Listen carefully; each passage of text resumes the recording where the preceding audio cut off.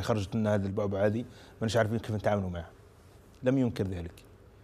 لكن واحد مثل أنيس رحماني ما يقدرش يجاوبك، لأني أنا نعرفه أنيس رحماني أيضا. ليش نقول لك أنا عندي شرعية الحديث عن أنيس رحماني؟ مثل ما سعد بوعقبة أستاذنا كل يقدر عنده شرعية الحديث عن أنيس رحماني.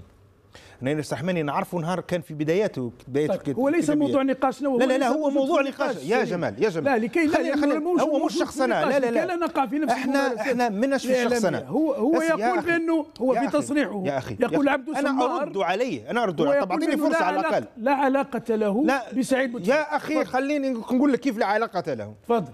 انت هذا جوهر اجابتي. ما انت تقول لي انت انه قال لا علاقه له، انا نقول لك شكون هو هذا السيد حتى تعرف. هل ممكن لأنيس رحماني ان يؤسس التلفزيون؟ هل ممكن ان يكون عنده هذه المليارات ليؤسس بها تلفزيون؟ انا نقول لك لا. حتقول لي انت وين تعرفه انت السيد هذا؟ ما هوني جايب لك من الاخر. انا نعرفه نهار دخل الخبر ونهار بدا في بداياته الصغيره لما كنت انا على راس يوميه اسمها العالم السياسي. اعرفه جيدا هذا الرجل، اعرف تطوره المهني وكيف نعرف حتى علاقاته على مستوى المؤسسات الامنيه ومع من كان يتعامل وكيف نشأ هذا الشاب يعني أنيس رحماني محمد مقدم. وعارف انه كيف كان ربما ككل اعلامي ربما يشوف فرص كشما يقطع منها حتى يكون هو مش ولد واحد غني ولا واحد من الناس النورمال. انا نعرف ايضا كيف كان يدافع على بن فليس، كيف كان يطعن في بوتفليقة، لانه كان يعتقد انه ربما جماعه العماري وجماعه بن فليس راح يديوا الرئاسه. فهمت؟ اني كنت مدير تحرير في مؤسسه خليفه وانا كنت اتعامل معاه. ليش عندي شرعيه الحكم؟ لانه هو جاني هنا لبريطانيا يطلب في وثيقه واستقبلته انا وعلي وجانا اللي كان مذيع رئيسي في الخليفه في 2004. شفت نحكيه على تاريخ قديم يعني. واستقبلنا هنا في منطقه كيلبرن وما وافقناش انا وخليفه انه نعطيه له الاعتماد، لانه كان هو في مشكله مع سوريا بوعمامه حول اعتماد مكتب خليفه في الجزائر. نحن نعرف الناس، ولذلك انا اقول هنا عندنا شرعيه الحديث عنهم.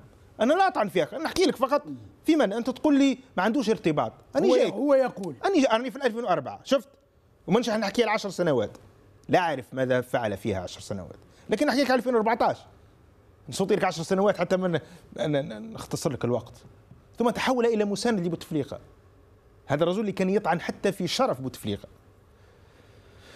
وفجأة تظهر قناة مغاربية في لندن، هو أنشأ جريدة، وجريدة يعني ما هياش هذيك القد يعني، وما هياش اللي تجيب الأموال. أنا كنت صاحب جريدة نعرف وش اللي هو مال الجريدة، ونعرف باللي مختلف تماما رأس مال الجريدة عن رأس مال التلفزيون. فاهم؟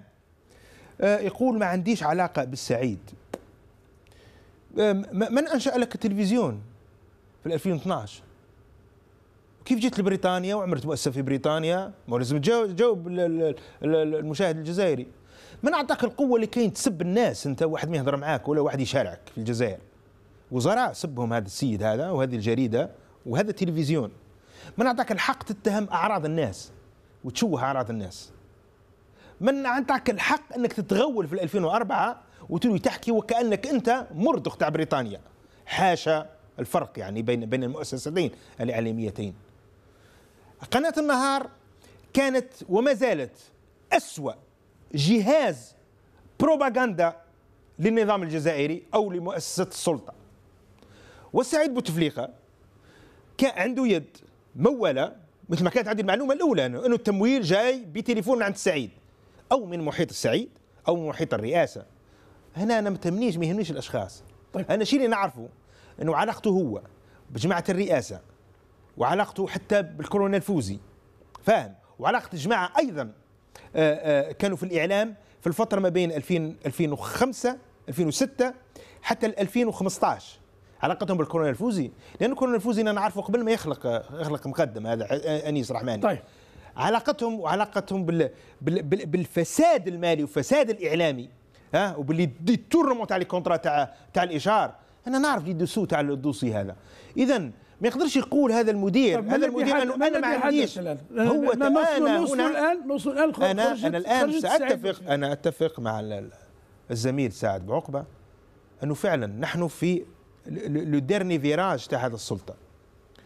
وانا وياك كنا في سنتين قلت لك انه احنا عندنا عليهم لافونتاج لانه كاين العامل البيولوجي ايضا يلعب. بوتفليقه لن يخلد ابدا، يعني البيولوجيا تقول انه سيموت سون، يعني خلال شهر شهرين عام عامين، مش راح يخلد في هذه الدنيا. رجل مريض جدا وهرم، يعني سيموت يعني بالطبيعه. يعني لو واحد ملحد يجي يحسبها لك بالطبيعه يقول لك هذا عنده 10 سنين 5 سنين 4 سنين على الاكثر. الناس يعرفوا باللي راهم في لو ديرني فيراج. كان انتخابات رئاسيه مصيريه، فيه صراع، فيه منافسه على رسم الخطه لبعد. لانه في النهايه السعيد بوتفليقه ماهوش غالي بزاف، ماهوش اغلى من العماري صدقني، ولا توفيق او التوفيق، ماهوش غالي. يعني عندما تقرر الاستابليشمنت، يعني العقل المدبر او العقل المتحالف، انه يهزوه يحطوه في مزبله التاريخ، صدقني وراح تقول والله تلاقيت مع سالم صالح في هذا الوقت وقال لي الكلمه ستجد انيس رحماني وقناه النهار، حاشا العمال اللي فيها والشرفاء اللي فيها، حاشا الصحفيين والتقنيين، لازم نشيروا لها. انا مش نحكي على الزملاء هذو ولا الصغار هذو، مش نحكي لهم اصلا. اولادنا راهم يتعلموا، الله يجيب لهم يعني خير في مكان اخر. انا نحكي على انيس رحماني والقيادات تاع النهار. ستجد قيادات النهار في مزبله التاريخ، والسعيد بوتفليقه في مزبله التاريخ. ثم سالتني على السعيد بوتفليقه، لانه المشهد كان في ديدوش مراد، فاهم؟ لانه السمعي البصري في ديدوش مراد، فراحوا جماعه راحوا من حقهم. قلنا وين كنتوا ايام المخطوفين؟ وين كنتوا ليش ما تضامنتوش مع علي بالحاج؟ قلنا ليش ما تضامنتوش مع الناس انتهكت اعراضهم اعلاميا؟ قلنا كل هالكلام عليه. لكن يجي شخص يقول له رشيد بوجدرة، يقول له والله انا نضامن معك كمواطن، انت تتمسخر بينا؟ هل انت قاعد يعني تتمسخر بالراي العام الجزائري؟ تنزل في سياره فخمه بالجار ديكور. لا هو يقال جاء في سياره عاديه، وبالعكس شكون سياره عاديه؟ وش من تروسوسات وتروسوسات على رشيد بوجدرة الإهانة التي تعرض لها. لماذا اعطى هذا نقول لك انا الوقفه هذا البعد؟ وش من الوقفه؟ وين كان سعيد بوتفليقه هذا عند الاطباء اللي كانوا يصرفوا فيهم بالكف؟ وين كان؟ مش نحكيك على الجيش، متقاعدي الجيش اللي جايين من الاخرين. هذا استاذ جامعي كان في باب الزوار، اين كان نهار كانوا الطلبه تاع الصيدله كانت تدحس فيهم بالكف الشرطه؟ وين كان السعيد بوتفليقه؟ ما غاضوش الحال عليهم. هذو مش نخبه، الاطباء مش نخبه، الاساتذه مش نخبه، جماعه السنابات ما هوش نخبه. واخيرا جماعه المتقاعدي الجيش اللي جاوا يطلبوا في حقهم في وقفات احتجاجيه، هذو يسركلوا عليهم العاصمه، فهمت؟ هذه العاصمه تولي زرقاء بالسركه. يجي سعيد بوتفليقه يقول والله انا كمواطن يا رشيد بوجدرة جيت نضامن معاك. طيب